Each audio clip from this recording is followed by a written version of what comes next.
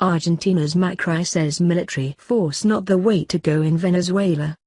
Argentina's President Mauricio Macri is the latest Latin American leader to say U.S. military intervention is not the way to go to bring back democracy to Venezuela. Macri and visiting U.S. Vice President Mike Pence met with reporters following their talks Tuesday in Buenos Aires. The way to go is not the use of force, Macri said through an interpreter. We must refine diplomatic and economic skills in order to ensure that a democracy is restored as swiftly as possible. Macri said there is unanimity across Latin America against a military solution.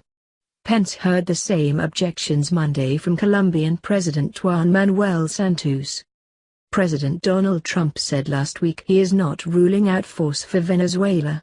Pence said Tuesday that Trump has made it clear that the United States has many options and we reserve those options. He said the U.S. will not stand by as Venezuela crumbles into dictatorship and that a failed democracy in Venezuela is a threat to the United States. Argentina is currently hosting about 60,000 refugees in Venezuela, where the economy is a wreck and such basic foods as bread, sugar and cooking oil are in drastically short supply. Venezuela has the potential to be one of the wealthiest nations in our hemisphere with its oil reserves alone, Pence said.